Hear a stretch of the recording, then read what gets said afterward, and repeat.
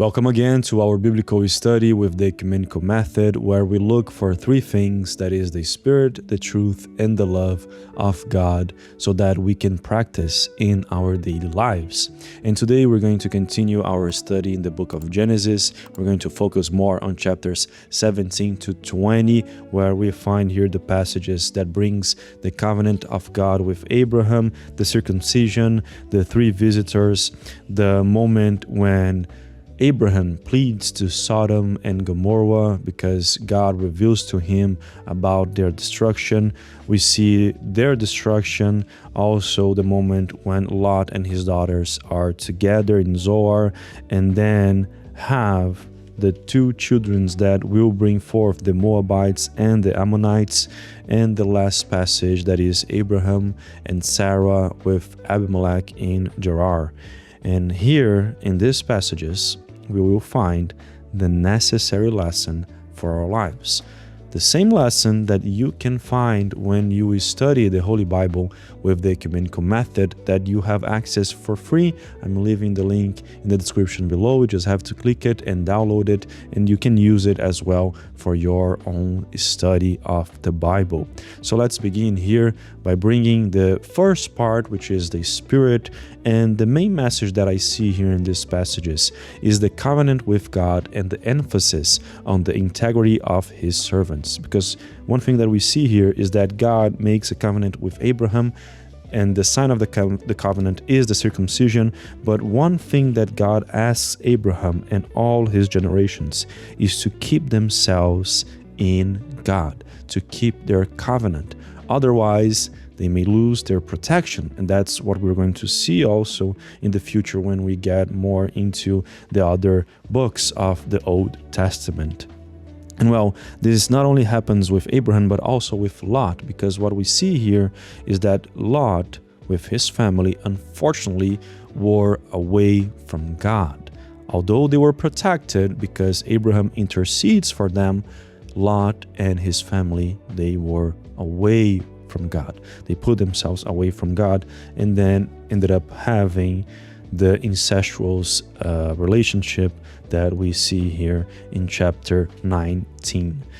But then we go to our spiritual nature here in our study, and this main message that brings the covenant with God and also the emphasis on the integrity of His servants, of us that wants to be with Him. We see that it resonates with our spiritual nature because God requires consciousness and integrity from us so that we may walk alongside Him and attain His perfection, just as Christ brings us to us in His gospel. And when we do that, we are reaching more and more to our true nature, because we were created in His image and likeness in His Spirit.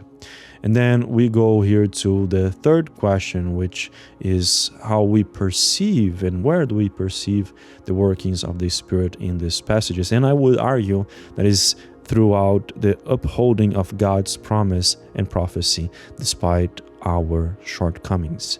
Despite everything that happens, God still maintains His promise and the fulfillment of His prophecy. Although Abraham make mistakes, Lot make mistakes, God still keeps His promise and prophecy. The same goes with us, with our lives.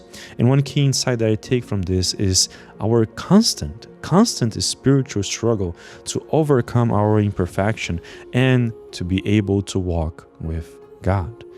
It seems that it's a never-ending battle, right? A spiritual battle that happens in our lives, where we are always struggling and fighting against this imperfection that we have in our spirits, so that we can be with God and walk with Him and be in His perfection, just as Christ brings us to us in His gospel. And that is the connection that we make with these passages here, at least one of them, because I bring here that connections that I make with these passages that we just read from 17 to 20 in the book of Genesis are in the Gospel of Jesus, according to Matthew chapter 5, verse 48, exactly the verse when Christ says for us to, or asks for us to be perfect as God is perfect. Also in Luke chapter 13 verses 20 to 21 and chapter 17 verses 26 to 29. And then one thing that I carry with me is the need to pay attention to what is required of us under the covenant established with God. Because as we saw, it's not only a covenant of God with Abraham, like God is telling Abraham what he will do, and that's it, and then Abraham has nothing to do. He doesn't have his part in the alliance. There's no requirements of him. It's quite the opposite. God has requirements in the alliance, and we see that in our lives. We need to do our part as well, because God is doing his part. An alliance is not a one-side alliance. It needs to have two sides. The two parts needs to collaborate, needs to work together. And God wants that, wants us to have communion with him. Then we go to truth. And one thing that I notice is that here we have the prophecy and also the laws of God. They are both here in these passages that we are studying. And I see that because here brings the tangible nature of the prophecy and its implications on earth. They're presented here in our study, as we not only saw with the covenant that God is making with Abraham and his family, but also in the revelation, the prophetic revelation of the destruction of Sodom and Gomorrah, and then the protection of Lot and the fulfillment of this prophecy. Because God not only warned Abraham and showed him what was going to happen, but he also fulfilled with the judgment, because Sodom and Gomorrah, they were alienated in depravity. They were corrupting the morality of life. And because of that, they ended up facing the destruction of their own cities. And we see this in connection with what Christ is bringing to us. And I will be talking a little bit more in a few minutes. But going back here to the conclusion that we just saw here about the prophecy and the laws of God and how it's promoting the spiritual freedom in our lives, well, I see it that it promotes because it awakens our minds to God's signs and frees us from mental alienation.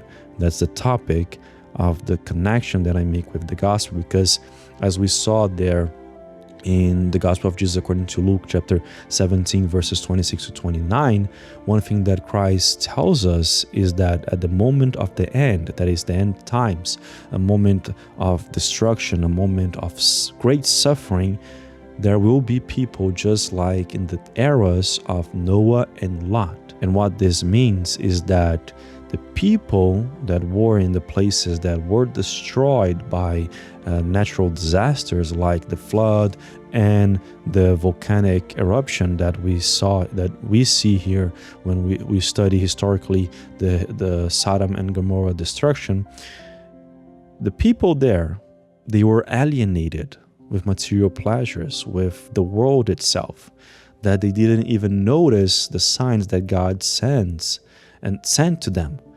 In this case, when we work to not be alienated, when we work to have our minds awakened by God, then we can perceive his signs and be ready for moments like those that happened with Noah and Lot, and then work to be with him in a way that we can then be in his protection and not face suffering and the destruction as it is narrated here in the book of Genesis.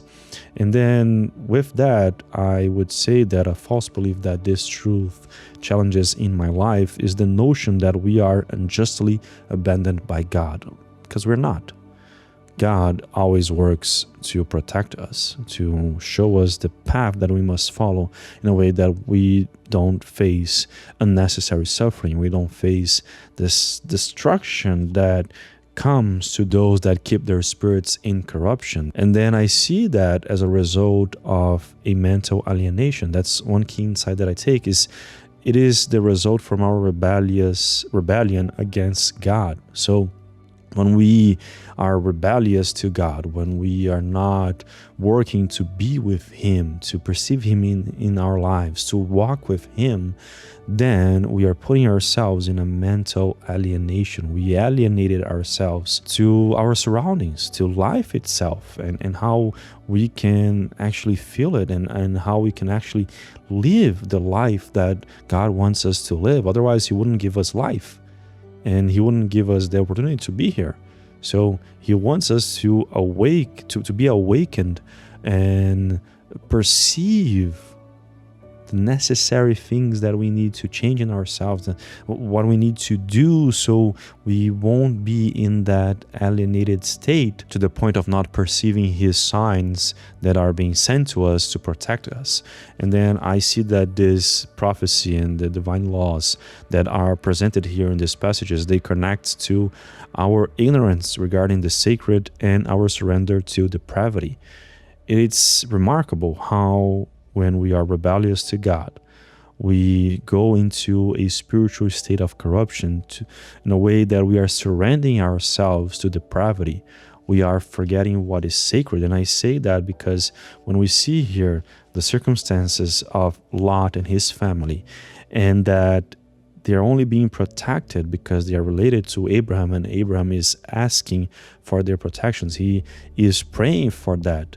And then God answers his prayer and brings Lot and his family to a safe place in Zoar. Although Lot's wife, she wasn't able to give up of the life that she had in Sodom and Gomorrah, and then she ended up dying with the city. But what we see here is that at the moment when the angels were at Lot's house to see the corruption that was spreading in Sodom and Gomorrah, and to also protect them, Lot, in desperation and in a way to also protect the angels that God sent, because the men in Sodom, they wanted to corrupt, they wanted to sexually abuse the angels. Lot, instead of having integrity with his family as well, he ends up offering his 2 daughters. And that shows us that he was a little bit corrupted by the culture itself, and this objectification of men or women to only be a instrument of pleasure, of sexual pleasure. He was willing to give up his own daughters. That's to show us that the corruption of that place was starting to get to Lot. And we will see that it's so ingrained in his family that in the end, even though they were protected, his daughters, they ended up having sexual intercourse with their father. And then we have the Moabites and the Ammonites, as it is brought to us by the Bible. So we see here that even though Lot and his daughters, they were protected, they also fell short. They also had a moment of corruption of their own spirits because of what happened after their protection.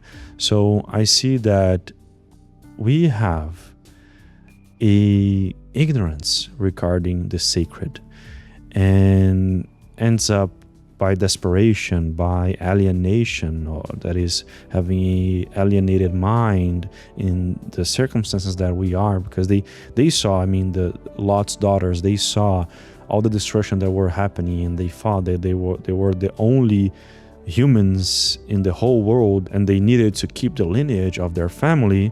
They decided to do what they did. But this is a corrupted way to do that, and it shows their surrender not to God but to depravity, which was the corrupted aspect of Sodom and Gomorrah.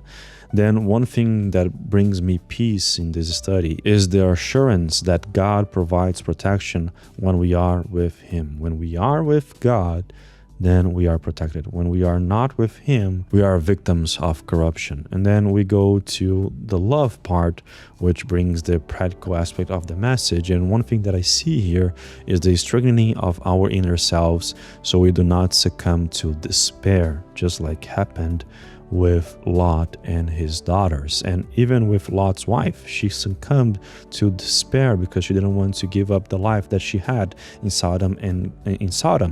And then, well, she ended up dying it with the city.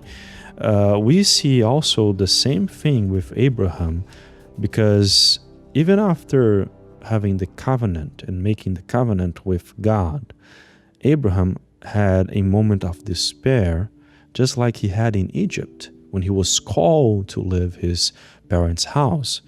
Here we see that Abraham in Gerar, he lies to Abimelech and says that Sarah is his sister. This here is a moment when Abraham and Sarah, they gave up to despair.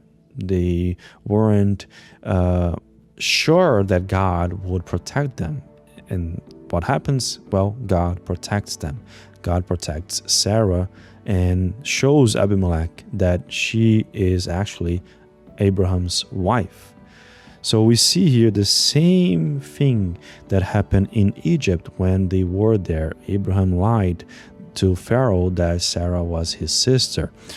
But it only shows us that even after the alliance with God, even after the covenant with God, Abraham was still a sinful person. He was still a person that didn't have the full trust in what God would do to his life. They believed that, okay, they would have a child, kind of, right? Because we saw what happened with Hagar. And then the same characteristic here is presented when he fears for his life when they're going to Gerar. And what I see within these passages, and that talks to me to show the action of God's love and his salvation in our lives, not only in the lives of Abraham, Sarah, and Lot and his family, but also in our lives, is that it makes me realize that everything in life has its precise time, and to avoid suffering over it, we must be attentive to God's signs. It is for us to pay attention to life itself, and as we said in the previous study, to be patient and trust God and not be rebellious and act contrary to what God expects from us when we make a covenant with him, just like he made a covenant with Abraham. And a rigid belief that his love, that is God's love, break in my life is the idea that we are controlled by God and therefore lack free will. What we perceived so far, studying all these passages, specifically these passages here, is that we do not lack free will. God, he, yes, guides us. God, he is powerful. He does whatever he wants to do in this world with his creation. But if there is one thing that we must understand, and it is not true, is that God does not control us to do what he wants. Otherwise, then we would not have a discussion about morale, about what is right and wrong.